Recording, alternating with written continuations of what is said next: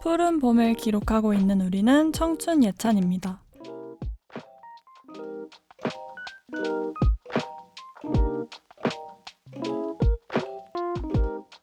몸도 마음도 지쳐 얼른 집에 도착해 침대로 직행하고 싶은 퇴근길.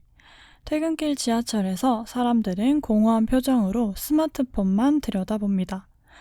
이런 사람들이 환한 미소를 지으며 자리에서 모두 일어난 적이 있었다고 하는데요. 때는 2023년 여의도 불꽃축제가 열리던 시기.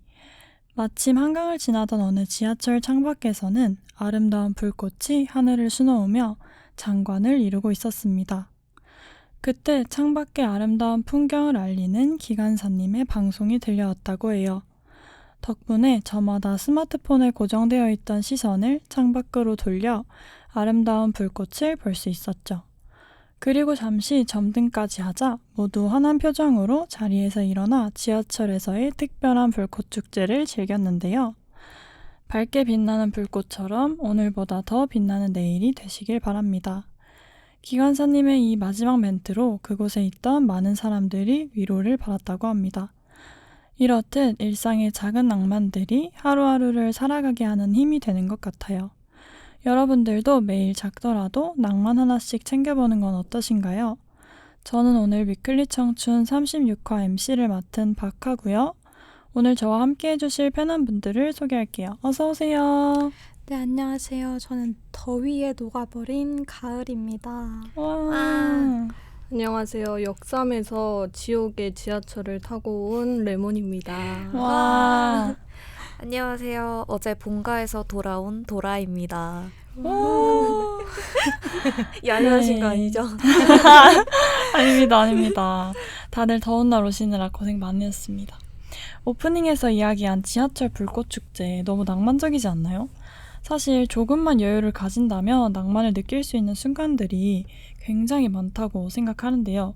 여러분들은 기억에 남는 낭만적인 순간이나 평소에 낭만을 느끼는 소소한 포인트 같은 것들이 있을까요?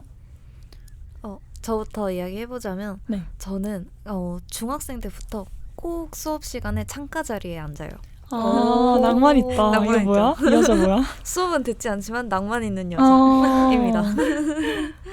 다른 분들은요? 저는 포스트잇을 되게 좋아하는데요. 뭔가 뭐 어디를 가거나 아니면 좀 친구들의 따뜻한 응원 같은 게 저한테는 포스트잇으로 되게 많이 기억이 됐어요. 그래서 포스트잇 속에 이제 숨어져 있는 낭만이 제 기억에 굉장히 남습니다. 귀엽다. 진짜 낭만이 다들 너무 넘치시네요. 레몬님은요? 저는 오늘 오프닝 얘기에 낭만 기관사님 이야기 있잖아요. 네. 저 그거 실제로 경험해봤었거든요. 진짜요? 네. 우와. 올해 설날 끝나고 그 바로 다음 주에 그 퇴근길이었는데 막 너무 힘드실 텐데 설날 끝나느라 힘드시겠지만 제 말 하나라도 응원이 됐으면 좋겠다 이런 기관사님의 말이 있더라고요. 너무 너무 우와. 감동적이었어요. 너무 좋아요. 다들 나름의 낭만을 찾으면서 살아가고 계셨네요. 앞으로 저도 여러분도 그런 순간들이 더 가득하길 바라겠습니다. 그럼 이제 7월 둘째 주 위클리 청춘 이슈 시작해볼까요? 청춘 이슈 3위는 바로 한강버스 체험운항 시작 소식입니다. 7월 1일 서울시에서 한강버스 체험운항을 시작했습니다. 한강버스는 한강유역에 처음으로 도입되는 친환경 수성 대중교통수단으로 오는 9월 중 정식 운항을 통해 마곡, 망원, 여의도, 옥수, 압구정, 뚝섬, 잠실의 7개의 선착장 총 31.5km의 거리를 오갈 예정입니다. 오세훈 서울시장은 지난해 2월 한강버스 계획을 발표하며 한강버스가 도입되면 시민들이 쾌적하고 편안한 출퇴근길에 경험하며 라이프 스타일이 바뀌고 친환경 대중교통수단으로 기후위기에 대응할 수 있을 것이라고 강조한 바 있는데요. 이에 따라 서울시는 직장인들의 출퇴근 시 이용 편의를 위해 모든 선착장 인근에 따릉이를 신설 배치하겠다고 밝히기도 했습니다. 그러나 체험 운항 시 선박 내부 에어컨이 제대로 작동하지 않았고 선착장 운영 여건이 미흡해 실제 운행 시 출퇴근 시간에 사람들이 몰리는 병목 현상이 일어날 것이라는 지적을 받기도 했는데요. 이에 서울시 관계자는 에어컨 작동 문제 등 실제로 운행을 통해 발견되는 점검 사항들을 반영해 정식 취항에서는 문제가 발생하지 않도록 최선을 다할 것이라고 밝혔습니다. 한편 8월 30일까지 진행되는 시민체험 탑승은 매주 화, 목, 토에 운행한다고 하네요. 배를 타고 하는 출퇴근이라니 되게 낭만적이라는 생각이 드네요. 교통혼잡 해결을 위한 방안으로 고안된 거라고 하니까 사람들에 치여서 정신없는 출퇴근길이 좀 더 쾌적해지지 않을까 하는 기대가 생기기도 해요. 다만 생각했던 만큼 원활하게 이용될까 하는 의문이 들기도 합니다. 여러분들은 한강버스 운영에 대해서 어떻게 생각하시나요? 일단 제가 보기에는 신속하고 재미있어 보여요. 그리고 이제 관광 쪽으로도 활성화될 수 있을 것 같기도 합니다. 네. 특히 퇴근길 광경이 되게 멋질 것 같아요. 오. 낭만을 챙길 수 있는 퇴근길을 할까? 근데 제가 쉽게 이용할 것 같진 않습니다. 취지가 되게 솔깃하긴 한데 아무래도 수상 이용 수단이니까 장벽이 좀 느껴지는 것 같아요. 그리고 지하철은 계속 적자가 나고 있다고 하는데 그쵸. 한강버스는 과연 쾌적함을 유지하면서도 적자가 나지 않게 잘 활성화될 수 있을까? 이런 현실적인 점들이 좀 우려가 됩니다.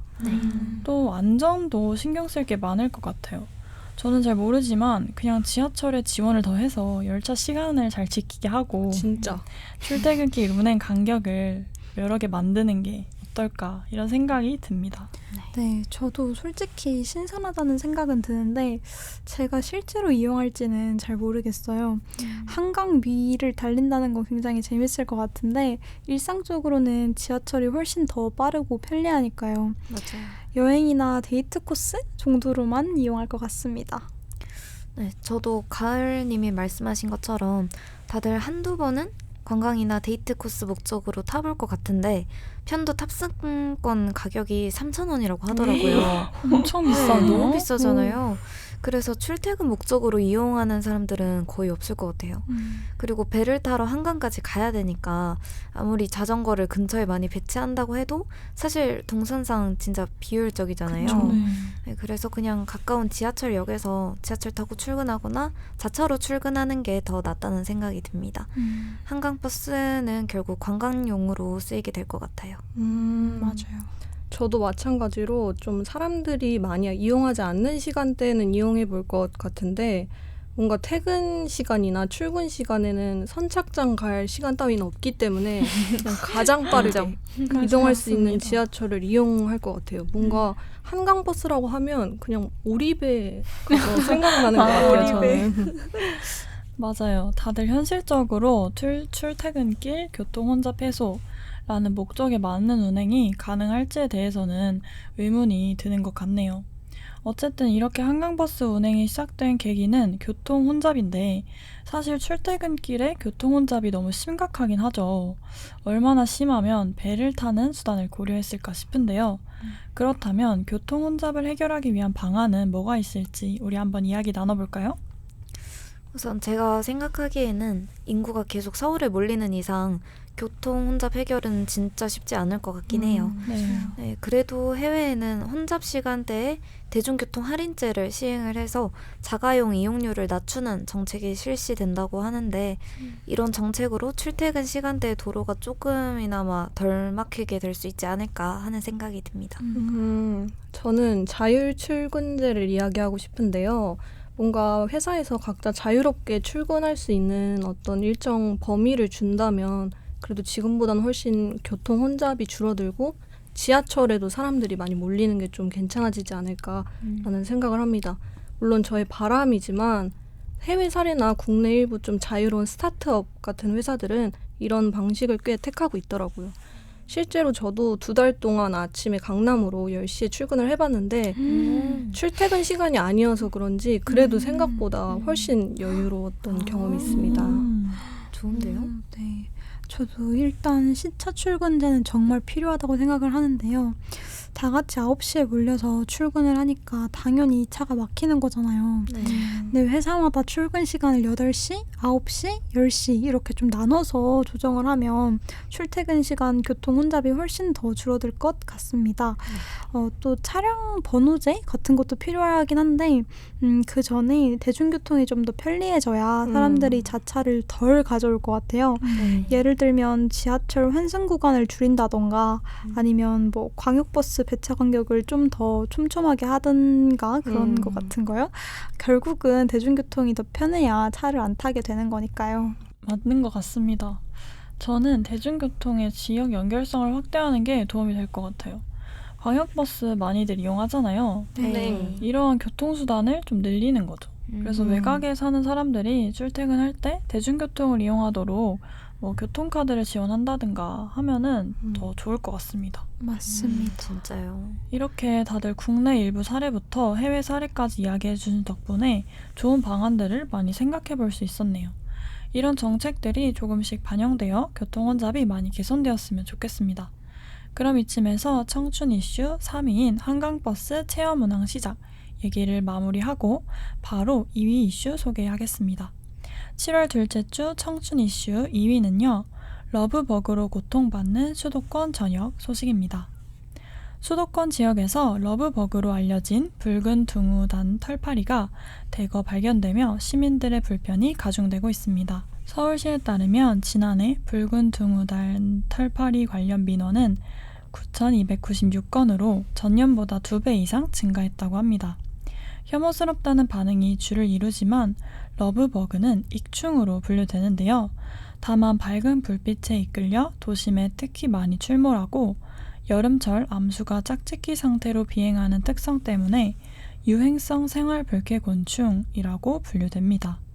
우리나라에서는 2020년도부터 수도권을 중심으로 대량 발견되기 시작했는데 초기에는 서울 은평구 등 서북 쪽 지역에 집중됐으나 최근에는 수도권 전역으로 확산되고 있습니다. 러브버그는 6월에서 7월 초여름에 개체수가 급증하는데요. 전문가들은 대규모로 출현한 후 약 2주가 지나면 개체수가 급격히 감소할 것으로 예상하며 7월 중순경에는 그 수가 현저히 줄어들 것으로 보인다고 말했습니다.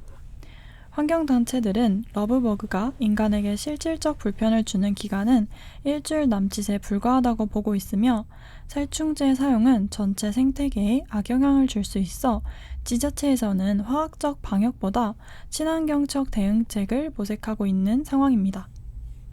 뭔가 러블리한 이름과는 다르게 불쾌함을 유발하는 러브버그, 다들 한 번쯤은 보신 적이 있을 것 같은데요. SNS만 봐도 러브버그 관련 썰이 쏟아지잖아요. 그렇죠. 여러분들은 러브버그 때문에 불편함을 겪으신 적 있으실까요? 저는 그 횡단보도에서 신호를 기다리던 중에 갑자기 러브버그가 저한테 돌진을 한 적이 있어요. 그래서 너무 당황스러워가지고 그 초록불이 딱 바뀌었는데 소리를 확 질렀거든요. 그래서 지나가던 사람들이 굉장히 저를 보면서 놀랐던 기억이 있습니다. 근데 진짜 가까이서 이렇게 보니까 너무 징그러웠어요. 너무 싫어요. 크지 너무 않아요? 생각보다 너무 크고 이게 너무 좀 적나라하다 해야 되나? 맞아요. 그래서 너무 당황스러워가지고 그랬던 기억이 있습니다. 저는 제 동생 에피소드가 너무 귀여워서 이야기하고 싶은데요. 제 여동생이 고등학생인데 학교 주변에 러브버그가 너무 많아서 거의 눈에도 붙은 적이 있다고 하더라고요. 너무 싫어. 근데 이제 하교하려고 신호등 가을님처럼 기다리고 있는데 러브버그가 너무 많으니까 곳곳에서 비명소리가 1초 단위로 들렸다고 해요. 다행이네요. 저만 그런 게 아니라. 한 명 하면 1초 뒤에 또 한 명이 지르고 동생도 그때만큼은 소리 지르는 게 부끄럽지 않았다고 합니다. 이 일화를 듣는데 너무 귀엽고 그 풍경이 상상이 돼서 많이 웃었던 기억이 있습니다. 네, 진짜 귀엽네요. 레몬님 이야기처럼 정말 그렇게 비명이 나오는 게 이해가 되는 게 일단은 러브버그가 너무 크고 까맣고 너무 징그럽게 생겼잖아요. 맞아요. 그죠. 그래서 자꾸 집 안으로 들어오는 러브버그들을 죽이려니까 너무 힘이 듭니다. 네. 집 안에도 들어오는 거. 아이고. 네. 저는 진짜 운이 좋게도 러브버그가 나타나기 전에 종강을 맞아서 경상도인 본가로 내려갔거든요. 와. 그래서 불편함을 느낀 적이 없어요. 최고다. 네. 그래서 매년 여름마다 그랬어가지고 저는 러브버그를 본 적이 없어요. 실물을 못 봤어요. 흥미자네요. 네. 앞으로도 실물 영접은 안 하고 싶긴 한데 그래도 이제 서울에 있는 친구가 한번 이제 카톡으로 썰을 풀어준 적이 있었거든요. 네. 이제 러브버그가 달라붙어가지고 길 한복판에서 이제 가을님처럼 이제 세상 맞아요. 기겁하면서 소리 지르고 파닥거렸다고 하더라고요. 진짜 그렇게 돼요. 그래서 이제 근데 이제 끝나고 나니까 머쓱하잖아요. 그래서 그냥 갑자기 엄마한테 전화해가지고 러브버그 때문에 소리를 질렀다 이렇게 주변 사람들한테 해명하고 그랬던 적이 있다고 합니다. 이렇게 민망한 상황이 많이 생기는 것 같아요. 맞아요. 네, 이야기를 들어보니 러브버그 때문에 정말 많은 사람들이 불편함을 겪고 있는 게 잘 느껴집니다. 마음 같아서는 모조리 퇴치하고 싶은 마음이 조금 들지만 반면에 생태계 보호를 주장하면서 러브버그 퇴치를 반대하는 목소리도 있잖아요. 때문에 러브버그 퇴치를 두고 의견이 분분한데 여러분은 이런 갑론을박에 대해서 어떻게 생각하시는지 궁금합니다. 저는 그래도 얼른 퇴치를 위한 조치를 좀 해야 된다는 입장이에요. 저희 동네가 러브버그가 많은 동네가 아닌데도 너무 불편하고 불쾌해서 개인적으로 제가 느끼기엔 유해 곤충 같습니다. 하물며 은평구나 그 되게 많은 지역은 얼마나 불편할지. 그렇죠. 실제로 피해가 주는 기간이 진짜 짧긴 하더라고요. 네. 근데 개체수가 이렇게 급증하는 데는 좀 위험한 이유가 있다고 생각합니다. 물론 무작정 살충제를 살포하기보다는 좀 친환경적인 방법을 좀 써보면 어떨까. 바꿔주는 게 시급하다고 생각합니다. 네. 일단 저는 좀 두고 봐야 될 것 같습니다. 이게 참새 같은 천적이 생기고 있다고도 들었고 러브버그를 몰살하려고 살충제를 많이 썼다가 또 어떤 험한 게 나올지 모르잖아요. 맞아요. 저 정말 너무 무서워요. 여기서 더 험한 게 나오면 너무 안 큰일 될 것 나죠. 그쵸. 저는 해충이 아니라고는 하지만 일상생활에 너무 불편함을 많이 끼치고 있으니까 어느 정도는 방역이 필요하다고 생각을 합니다. 맞습니다. 일단 사람한테 달라붙어서 불쾌함을 주고 그리고 산성 때문에 그 러브버그 시체가 자동차를 부식시킨다고도 맞아요. 하더라고요. 대박. 네. 그래서 이제 생태계 보호 차원에서 러브버그 퇴치를 반대하는 것도 이해는 하지만 사람들이 많은 도시에서는 그래도 방역이 좀 필요하지 않나 생각해요. 그래서 저는 벌레를 진짜 굉장히 싫어해서 러브버그 문제가 매년 반복된다면 지금까지 그랬던 것처럼 매년 본가로 피난 갈 예정입니다. 현명한 선택이신 것 피난할 같아요. 곳이 있어서 얼마나 좋아요. 맞아요. 같이 가실래요? 너무 좋아요. 저도 사실 퇴치하는 게 맞다고 생각을 하는데요. 물론 생태계 입장에서는 모든 생물이 다 이제 이유가 있는 거겠지만 이렇게까지 생활에 불편을 주고 또 스트레스를 주는 건 어느 정도 조정이 필요하다고 생각을 합니다. 사람도 어쨌든 같이 살아야 하는 거니까요. 그렇죠. 모든 생명체가 어우러져 공존해야 하는 만큼 생태계 보호와 일상생활 불편함 해소 간에 타협점을 찾는 게 중요할 것 같습니다. 러브버그 문제가 원만하게 해결되면 좋겠네요. 그럼 이쯤에서 청춘 이슈 2위인 러브버그로 고통받는 수도권 전역에 대한 이야기를 마무리하고 대망의 1위 이슈 소개하겠습니다. 7월 둘째 주 청춘 이슈 1위는요. 오징어 게임 3 글로벌 순위 싹쓸이 소식입니다. 넷플릭스 오리지널 시리즈 오징어 게임 시즌3가 공개된 직후 글로벌 1위를 기록했습니다. 온라인 콘텐츠 서비스 순위 집계 사이트인 넷플릭스 페트롤에 따르면 지난 27일 공개된 시즌3는 공개 하루 만인 28일 기준 TV쇼 부문 세계 1위 콘텐츠로 진입하며 시즌1이 8일 만에 1위를 기록했던 것보다 빠른 기록을 세웠다고 하는데요. 그리고 29일 기준 이틀 연속 넷플릭스 TV쇼 부문 1위를 유지했으며 93개국 전부에서 1위를 달성했다고 합니다. 이렇듯 시즌3는 전작의 화제성 영향으로 하루 만에 전 세계 1위 콘텐츠로 올라섰지만 평가는 다소 엇갈리는 분위기인데요. 미국의 영화 드라마 평점 사이트인 로튼 토마토에서 비평가 점수인 토마토 지수는 83%를 시청자 점수인 팝콘 지수는 51%를 기록했습니다. 외신들 역시 반응이 엇갈렸습니다. 영국 가디언은 잔혹함은 심해졌지만 풍자는 사라졌다고 혹평했으며 텔레그래프는 액션, 반전, 할리우드 스타일 연기가 더해져 한국 블록버스터의 성공적인 결말을 보여준다며 긍정적인 평을 내렸습니다. 화제의 오징어 게임 3가 돌아왔네요. 네. 오징어 게임 2와 3는 사실상 1부와 2부로 나누어진 형식이었는데 1부인 오징어 게임 2가 끝나고 결말이 나오는 2부 오징어 게임 3를 기다리신 분들이 굉장히 많았죠. 그만큼 기대가 컸던 영향인지 조금 실망스럽다는 평가도 있는 것 같습니다. 여러분들은 오징어 게임 3 혹은 오징어 게임 시리즈를 보신 적이 있나요? 네, 저는 전부 다 봤어요. 오. 왜냐면 재난물이나 서바이벌물을 되게 좋아하거든요. 그래서 시즌 1 나왔을 때부터 되게 재밌게 봤고, 그리고 일본의 그 신이 말하는 대로라고 학생들이 게임을 하면서 서바이벌식으로 살아남는 영화를 되게 인상 깊게 봤었는데 그거랑 비슷하다는 생각도 들었습니다. 잔인한 건 싫어하는데 퀴즈나 미션 해결할 때 그 짜릿함을 좋아해가지고 이런 작품을 찾아보게 되는 것 같아요. 네.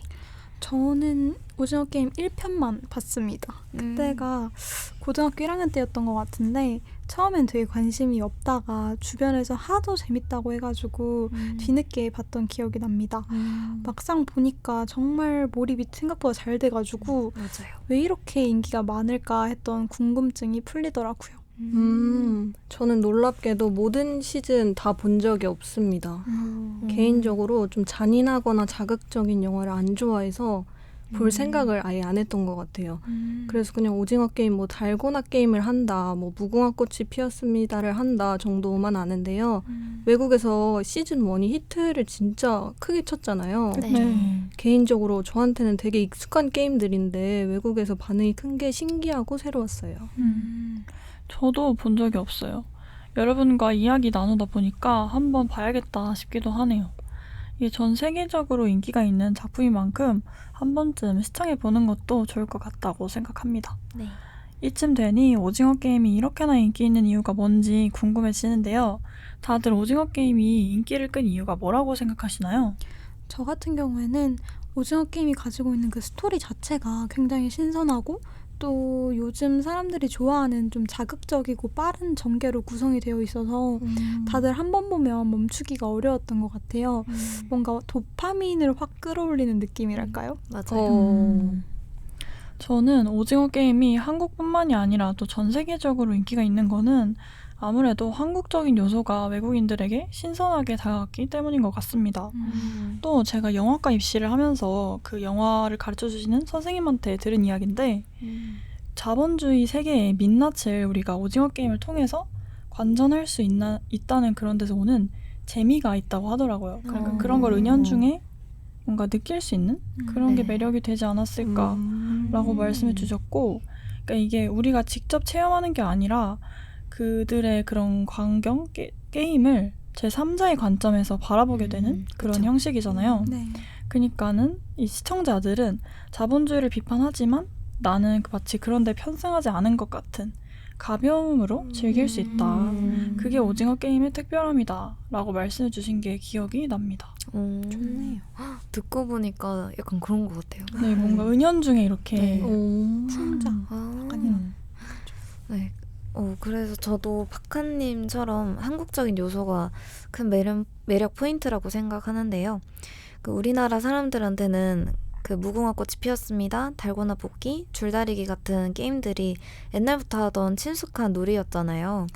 네, 그래서 한국인들, 특히 부모님 세대에서 되게 반가워했던 것 같아요. 저는 가족들이랑 같이 봤었는데 그 부모님이 어린 시절에 했던 게임들이 나오니까 되게 반가워하시면서 옛날 얘기를 해주시더라고요. 그런데 그런 친숙한 어린 시절 놀이가 데스게임으로 쓰이니까 약간 괴리감이 느껴져서 기괴하다는 느낌을 크게 받은 것 같아요. 그런 점이 작품의 신선함과 몰입도에 큰 영향을 준 것 같습니다. 반대로 외국인들한테는 생소한 게임들이라 게임 자체만으로도 흥미로웠을 것 같고요. 그리고 어쨌든 어린아이들 게임이라서 외국인들이 보기에도 기괴함이 느껴졌을 것 같습니다. 네. 그리고 사실 시즌 2와 3의 스토리 전개는 아쉬운 부분이 있기는 하지만 시즌 1에서 처음 접했던 충격이랑 그 재미는 부정할 수 없는 만큼 신선한 소재로 재미를 주는 요소가 많아서 인기를 끌었다고 생각합니다. 저도 마찬가지인데요. 개인적으로 저도 놀이의 새로움 때문인 것 같아요. 뭔가 한국 전통 게임들이 외국에서는 되게 처음 접해봤을 거고 소재 자체의 독특성 때문에 인기를 끈 게 아닐까 생각해 봅니다. 그리고 한국인들한테는 그렇게 독특한 게임이 아닌데 오늘 다시 패널분들 얘기를 들어보니까 한국인들도 재밌었던 거면 그냥 이 작품 자체가 괜찮았던 것 같기도 합니다. 저도 그래서 뭔가 외국 전통 놀이를 오징어 게임처럼 큰 스케일로 다룬 영화를 한번 봐보고 싶네요. 재밌겠다. 네, 그럼 마지막으로 흥미로운 질문 하나 해볼게요. 만약 본인이 오징어 게임 같은 데스 게임에 참여한다면 자신의 역할은 무엇일지 이야기해볼까요?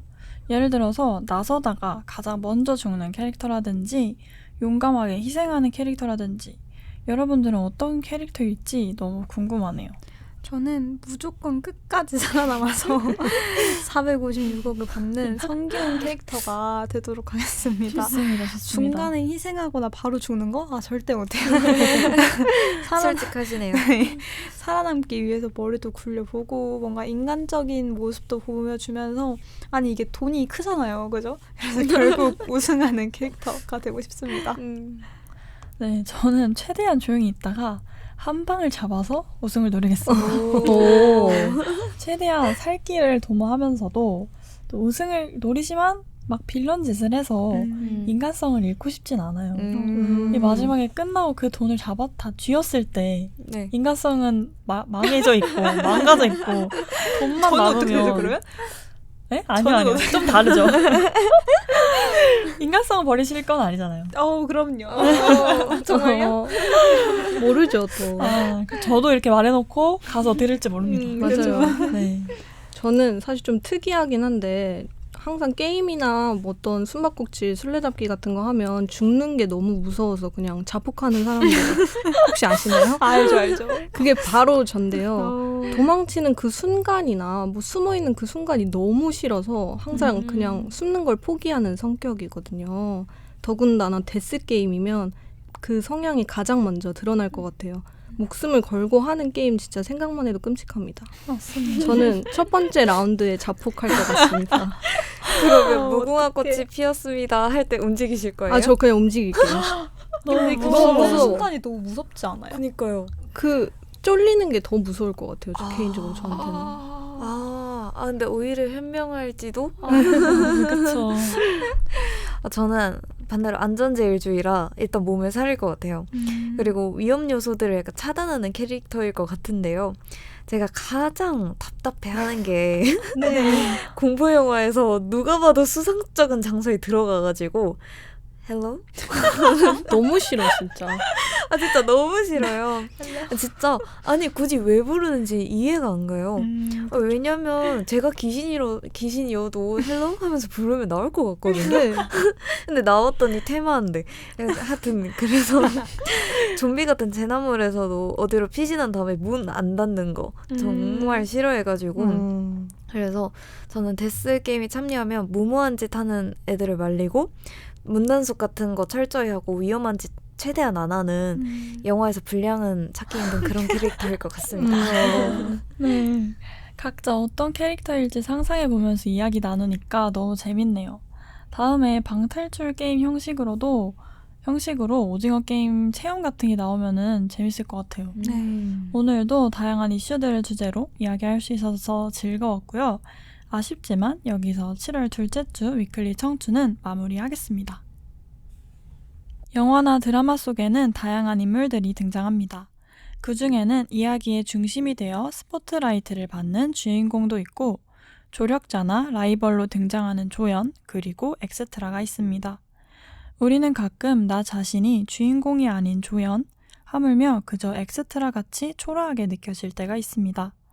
누가 봐도 주인공같이 대단해 보이는 사람이 곁에 있으면 더더욱 그런 생각이 들곤 하죠.